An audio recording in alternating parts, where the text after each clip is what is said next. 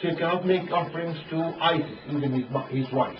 You know what I mean? So they are practicing Christianity in the temple of Horus or in the temple of Isis or whatever. That's not right. So they have to deface the figures so they cannot see them. They start with the faces so they cannot see them. And then when they had more time, they went for the hands so they cannot catch them. And then when they had more time, they went for the feet so they cannot walk after them or run after them or stand on the feet. When they had more time, they went for the whole body. But the main thing was always the face. Maybe you have a clearer one here. Yeah, and that's again the defacement. You can see the whole body. Yeah. So when they had the time, they went for the whole body. It depends on how long time they had in that area. Sometimes they were hiding in one of the tombs or one of the temples for a couple of days, so they don't have time to damage all the figure. They go for the most important, the face. Yeah, the faces were the most important things to be damaged. And here is the inside of the temple of Philae. It's not just defacement, what I'm talking about here, but also it's the ceiling. You can see this black on the ceiling, because in ancient Egypt, nobody was allowed to live in the temple. Nobody was allowed to live in the temple. The temple was just the house of God. So it was built for the gods and the servants of the gods, the priests. They were not even allowed to live in the temple. They were coming to work, finish work, go home. So like shifts, 3 shifts, like a hospital or a hotel, whatever. When they finish, they go home. They're not allowed to eat in the temple. They're not allowed to use facilities in the temple. Everything goes outside. That's just the house of the gods. Yeah? You clean yourself up. Yeah? Get ready. Go there just to serve. When you finish your duty, you go home. So none of the locals or even the priests was allowed to live in the temple. So they didn't need sort of illumination. They had, when they designed those temples, they had the windows in the ceilings to allow beams of light, so they can use the reflection of this light on polished metals, and it works better than torches. Yeah, torches or candles. When the temples were used by the early Christians, they didn't have to do the same thing, because I mean they were living there day and night, so they were lighting torches and candles, which left the black smoke on the ceilings. Yeah, they are working now on it for the last couple of years, and they are removing that black smoke, and it's amazing what the colors are revealing now. It's amazing. They tend to leave part of the ceiling as it is, so they can show the difference between how it was before they've done the cleaning. So they see the defacement on the figures. You see that's the face of goddess Hathor, the goddess of love, beauty, music and dance in ancient Egypt, and that's from her temple in Dendera, and the defacement of the face as well. That is the musical instrument, the symbol of a musical instrument on the top of her head, because she was the goddess of music, and that's the black smoke on the ceiling. Coptic language. Coptic language was one of the main languages used in Egypt for quite a long time, about like, I would say, at least 6 centuries. The Coptic language is the later version of hieroglyphics.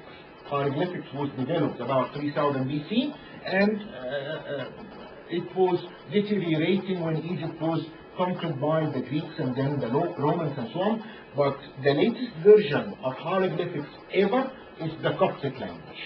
The Coptic language was used until the 7th century AD, when the Arabs came to Egypt and introduced Islam and Arabic as a language, and people started to learn Arabic, which was easier than Coptic language. But until now, until today, Coptic language is used strongly in most, if not all, the monasteries of Egypt, and in some of the main churches in Egypt, especially in the religious festivals like Christmas and Easter, partly in Coptic and partly in Arabic, so people can understand as well. Yeah, so it looks very much like hieroglyphics, those two manuscripts. And by the way, we have again one of the largest manuscripts in the world.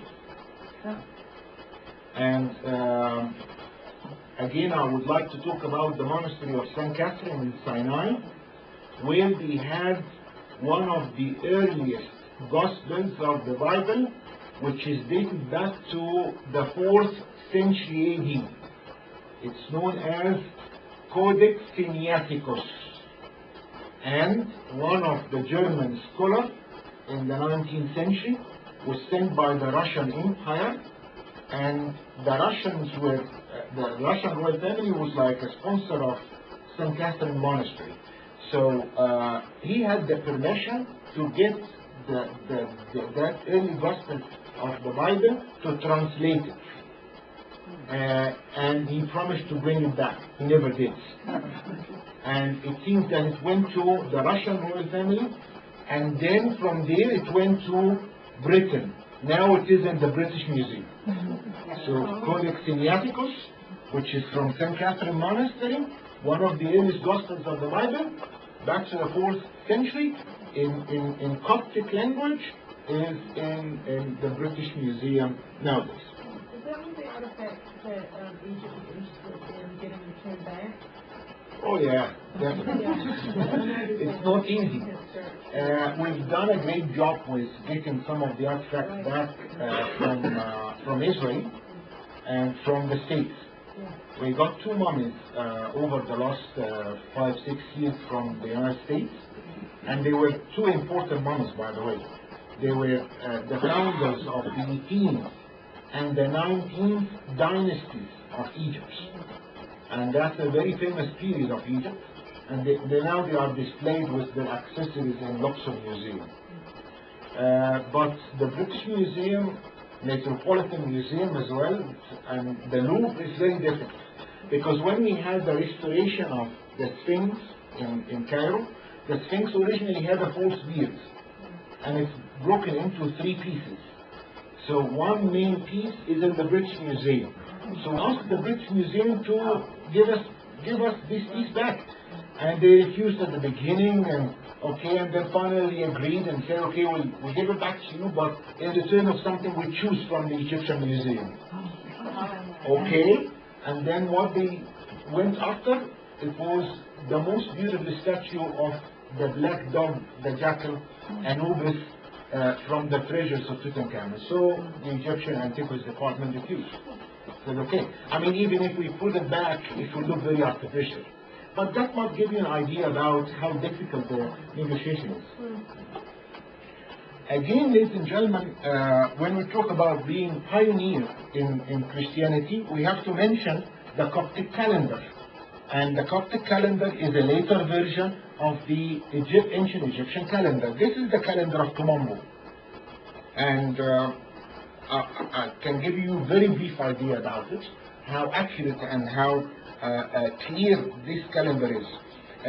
Actually, to read any of the, they thought that the year had only 360 days. So they arranged them in 12 months of 30 days each. And then later on they realized that there's something wrong. Yeah, because they were missing 5 days, so change of climate and so on, and it's an agricultural country. And so they said, we're missing those 5 days. So they added them to the calendar, yeah, and they made them festival days. They said I was not working in those days, simply because they had explanation of something to do every day. Next to every day you find something written here. So it's an instruction, what should we do? We call it the festival calendar because it marks all the festivals in Egypt, all over the country, all the year round. So every day, it's like the 2nd of August, you have to renew the driving license. The 7th of September is the birthday of my daughter, and so on. Yeah? So here you find the column with the numbers, and number 1 is this one here, which is like number 1 in English or in Arabic. And that's number 10. That's number 10 here, which is like a letter U in English upside down. Can you see it? Yeah. Okay, or like a horseshoe. And that circle divided into 2 halves is number 9. Okay, so from 1 to 8 you count how many ones. 1, 2, 3, 4, 5, 6, 7, 8. So these are 8 ones. But we have 2 tens. So the number together will be 28. You got it? And that's 9 and 2 tens, so 29. Right. What comes after 29 should be 30. So we should have 3 tens. No. Because it's the last day of the month, so they had a figure, looks like a bird tail, which is the end of the month. Fill to the brim, yeah? No more counting of this month. And then we come to the following one. Number 1 of the 3rd month of the planting season, which is the 2nd season. And then it goes on, the 2nd day, 3rd day, 4th day, 5th day, and so on. Yeah? That's a list of festivals. So you look at the day, what day is, and what festival and where. Yeah? And then the second column is like instructions being given to them concerning agriculture. Yeah?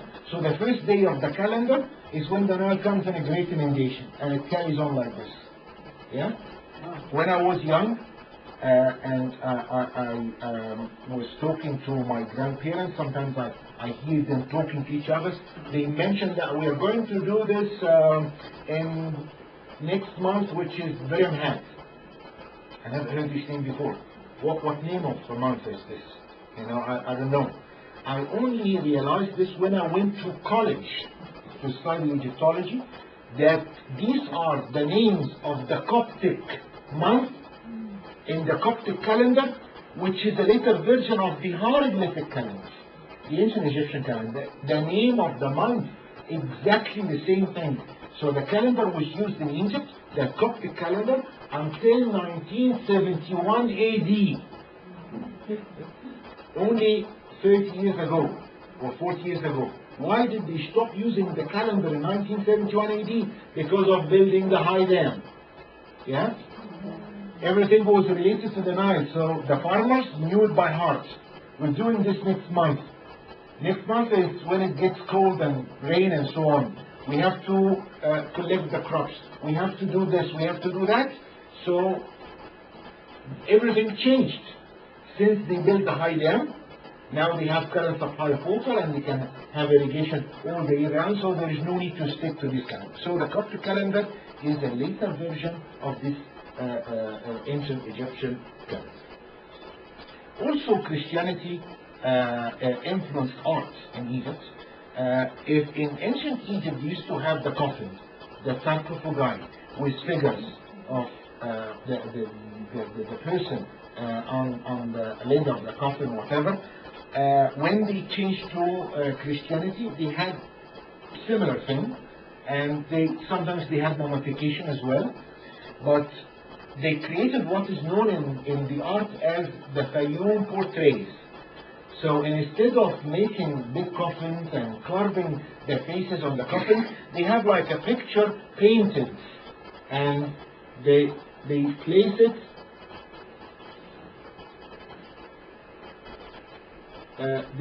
it on the coffin. So you can see here even that little young boy or something like this, and that is placed on the coffin to help in the recognition of this person in the afterlife.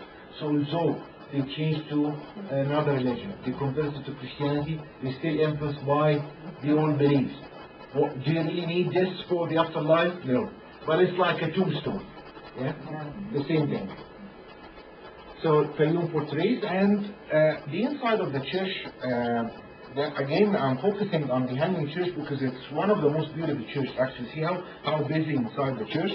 And not only Christians go there, but also Muslims. You can see lots of Muslim girls with the scarf going to the church. It's like a big thing in Cairo. And you can see that the sanctuary over there is covered by heavy red curtains, and the altar is behind the curtains. The curtains are only opened in the big festivals. Okay, we go back to the Egyptian temples, we find that the sanctuaries of the temples were always locked behind a heavy wooden door. None of the priests was allowed to see the statue. None of them was allowed to get inside. Only in the big festivals, when the king and high priest put the statue in the shrine, hide it completely, they allow them in, and they can carry the shrine on the shoulders to go to another place or to attend a festival or whatever. Get back now to the monastery of the Eastern Desert, and now we have entrances and stuff like this, so you can actually walk all the way through. But in the old times, to protect the monastery, that was the entrance. You see the ground level, and that's the entrance. How you get up there? Yeah, so they had elevators. Yeah, they were pioneer even inventing elevators. So that's the elevator. You can see the lever, and it goes down like a little lift. Yeah, and it takes one person at the time, so they can control who comes in and out. Yeah, and also it is used to deliver some food to the Bedouins. When the Bedouins have a raid on the monastery, what do you want? We want food. Okay, here's the food. Go away.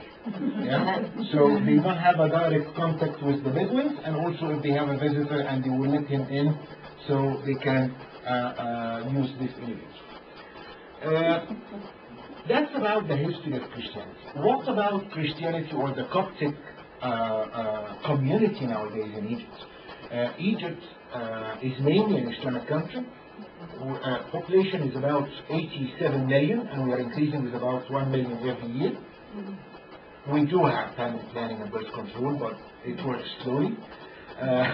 So about 93% are Muslims, Sunni, and about 7 to 8% Christian. We call them Copts. But I have to explain this because it's a bit funny, actually. Copts means Egyptian. It doesn't mean Christian. Copts, Kyptos, Egyptus, Egypt. You see the link? Yeah? So Copts means, in the ancient language, Egypt. When the Arabs came to Egypt in the 7th century AD, they were calling everybody in Egypt Copts. Yeah? Like when you go to Britain and call people there British or French or Germans or Americans, or yeah? So they were calling everybody in Egypt Copts, which is Egyptian. But matter of fact, the Copts were more than 90% Christians, so it was linked. Copt means Christian. Yeah? Doesn't only mean Egyptian, it means Christian. So those who converted to Islam became Muslim, and those who remained Christian kept the original old title Copts. Yeah? So matter of fact, I can call myself a Muslim Copt. Yeah? You know what I mean? Because Copt originally means Egyptian, not Christian or anything. Yeah? So this is number one about the name. When Christianity was developed in Egypt, and especially by the 4th century AD, there were lots of conferences in Europe to discuss the nature of Jesus. And the Church of Alexandria was one of the main 5 churches of the early Christian world. And the Church of Alexandria insisted on the fact that Jesus is one nature, partly human, partly divine. And he cannot divide them. Yeah? Which was different from the rest of the churches in the world at that time. And led to the complete separation of the Egyptian church from the other church worldwide. So because it was separated, they started developing their own way of practicing, their own way of explaining things, their own way of understanding the Bible and so on. So the Egyptian Christianity, although it is quite similar to Greek Orthodox in a way, we have more than 90% of the Christians in Egypt are Orthodox, or the Coptic are Orthodox, and then Second comes Catholic, and very small minority of Protestants. Most of them were European, came and lived in Egypt. But the majority of the Christians in Egypt are Coptic Orthodox. But all of them again under the name Copts. Catholic are Copts, Protestant are Copts, and Orthodox of course are Copts. The head of the Coptic Church in Egypt is not just the head of the Coptic Church in Egypt, but it's worldwide. There are some Coptic churches here in the States, in Europe, everywhere. They all belong to him. His name is Patriarch Shenouda, a very famous, well-known man. He comes to the States a lot, actually, visit many of the Coptic churches, and he's a very famous head figure in Egypt and in the Middle East and in Africa. Because they were separated from the other churches and they were developing their own things, one of the priests in Egypt realized that there was a problem and a big mistake with calculating the birth of Jesus, because it was calculated according to a solar calendar, but we should calculate it according to a lunar calendar. So in the 15th century, it said that it shouldn't be on the 24th of December. We should add the missing days from the time of Jesus until today. So we added nearly 10 days to make it early in January, 3rd in January, and he advised to add every 128 years to make it a day later.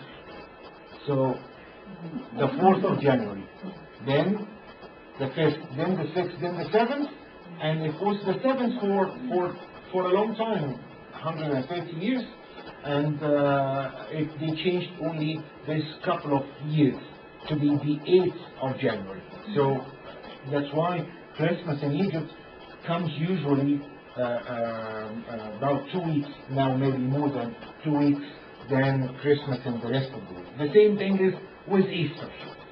The Lent in Coptic Christianity is very, very strong. And you find that a large number of the Copts in Egypt are sticking to the Lent. The number of days of Lent in Christianity in Egypt is more than 250 days. And the right way to practice the Lent in Coptic Christianity is very much like Islam, that you stop eating and drinking until 3 o'clock in the afternoon, which is most of the day. So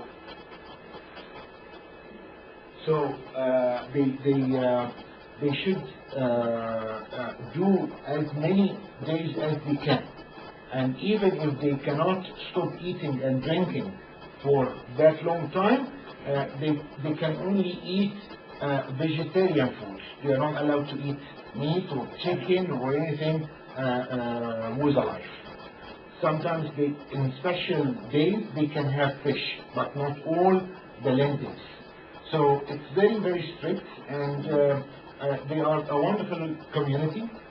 They have beautiful churches, they have lots of events taking place, and they insist on encouraging their kids to go to Sunday schools and attending the service on the service in Egypt actually is on Friday and Saturday. I think we have to finish now because the service is coming soon now.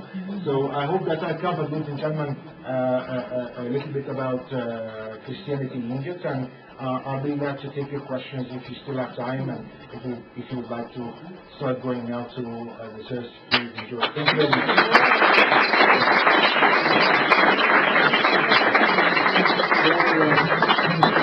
There will be a coffee hour if you would like to spend some time and visit with them there. So after this. Thank you. Thank you.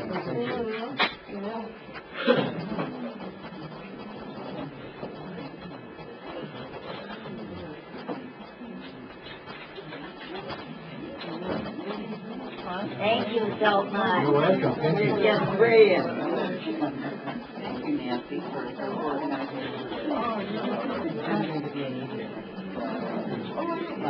Oh, great. Of course.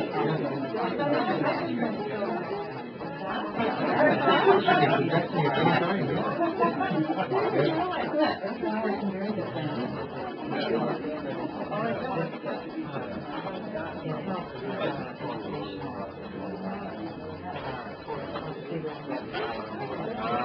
Nora and John. She's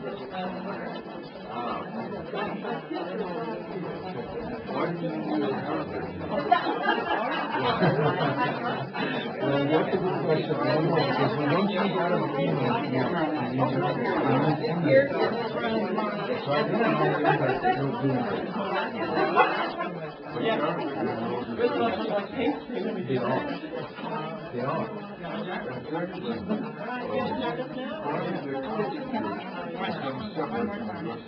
Because they insisted on the fact that Jesus is one nature, partly human, partly divine, which was not the idea of the other churches at the time. They believed that Jesus had two different natures. So Jesus on the cross was different from Jesus before, and that was the main conflict in the concept of it. Yeah, politically.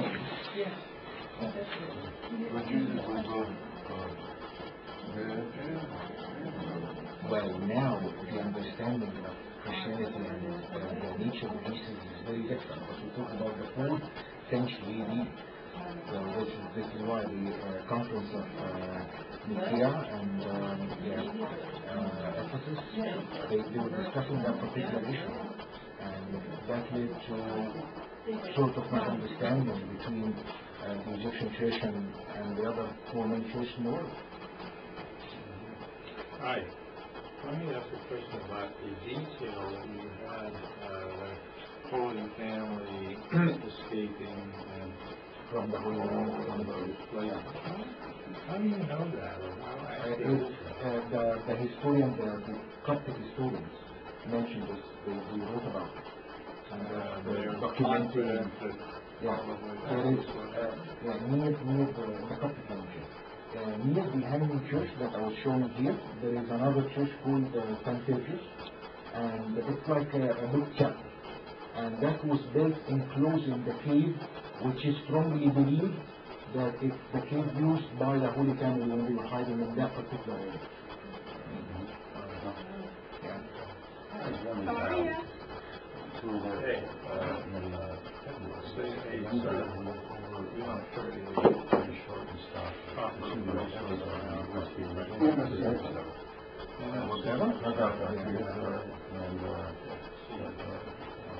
You don't know his name?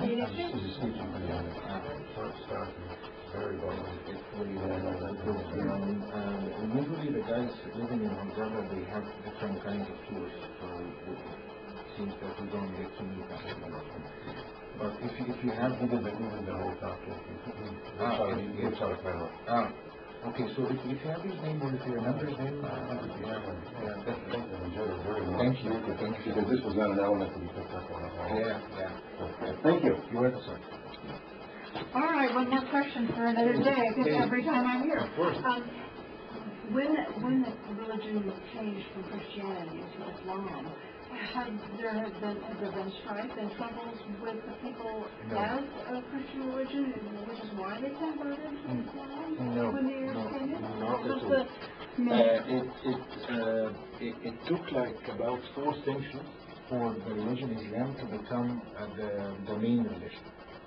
So there was no pressure on the locals to convert to a religion or so. And it carried on the same way all these centuries, because I mean now you can see that the Coptic society is a very wealthy society, and they have a great deal of business in Egypt and so on. So there is no sort of persecution to the Christians in one or another, and was never the case, because part of the belief Islam, which I think is corrupt now because of someone like Bin Laden or this crazy guys. But the heart of Islam, I cannot be a Muslim until I acknowledge all the religions and all prophets and all messengers of God before Islam. The main difference between Islam and Christianity, that we believe in Jesus as a prophet. like Muhammad, like Moses, and so on. He's not a god or a son of God. That's the only difference between. But we acknowledge Moses, we acknowledge Jesus, we believe in the divine birth of Jesus, and we believe in Virgin Mary, and we believe in the miracles of Jesus and everything. It's part of our faith, and it is strictly mentioned in the Quran that if you are not good to the others, especially Christians and Jews, then you cannot be a good Muslim. That's not my word. It's in the Quran anyway. So that sort of background was very important to enhance the relationship between the Muslims and Christians at the beginning and until now. So if it was sort of a pressure on the Christians in Egypt, it wouldn't take 4 centuries. No, they do it much better. Yeah. So that happened gradually and at ease. And Islam, when it was introduced, forget about Egypt now, like India. Islam was introduced through merchants who were traveling there and exchanging things, goods, and so on, and selling and buying them. Because they got to know them, and they found that Islam enhanced the personality of those people. So they liked it, and they started converting to Islam. The same thing happened with the Egyptians, with the Christians in Egypt. So it took like a long time. Just wondering how this, if the Christians had felt, or if the Egyptians had felt under pressure and strife from the Romans, and they picked up on Christianity. I didn't know whether there had been some difficulty as living a Christian life even before Islam, well, actually, that made it easier for them to convert to Islam. Not that Islam was persecuting. Yeah, I understand. But they were having a difficult time. But for 3 centuries Christians before Islam, for 3 centuries, the Christians were very powerful. They were actually doing the same thing to the pagans, and they were persecuting them, and the non-Christians in Egypt had to pay for the suffering of the early Christians. Oh. It's the other way around. Okay. Yeah. That's the time when they had the vandalization of the figures and the damage of the statues and so on. We understand this. I mean, the guys suffered for like 3 centuries and there was no reason for it. So now we have the power, so we got to pay back. So that was what happened for like 3 centuries before Islam. So they got all the power. So they weren't having a difficult No. They were actually making life difficult. Yeah. Thank you. We'll see you tomorrow. Yes. All right. Thanks. I just have one question. Regarding the defacement of the icons, Yeah. was that done secretly or openly? Well, it was done in a way secretly because they were hiding in the temples. When they were hiding, so they could do it. I mean, they haven't done it in front of the followers or the believers of this religion because the temples were neglected by them. Yeah, we have to understand that when the Romans were in Egypt, those religious sites were neglected. Not like the Greeks. The Greeks were still practicing and showing a great respect to the Egyptian gods and so on. But the Romans, they didn't. So it went parallel together. The Romans neglected the temples of Egypt, so they were not guarded, not looked after. And it was very good place for the early Christians to hide. So they were hiding. So they were like a deserted sites and remote sometimes. So they lived in them. And they were damaging the figures. And so it was during the conversions. Exactly. Yeah. Exactly. Okay, thank you very much. Well, and thank you so much. Thank you. Appreciate Thank you. this. Thank you. Oh, I'm not asking questions. Was Cleopatra the last ptolemy? Yes, you're right. And what came after Cleopatra? The Romans. The Romans took over. And who did they install as a king? They had no king of Egypt by the time of the Romans. They used to send generals or field marshals or governors. It was not, the Romans were not like the Greeks. The Greeks lived here, born here, educated here, and in Egypt. But the Romans, no. How do you say Cleopatra in Arabic? Cleopatra. Dang, it doesn't even sound any better. Thank you so much. Welcome, sir. Very enjoyed. Come back again, Bob. Come back tomorrow night. Ancient Egyptian religion, What time? 7:30.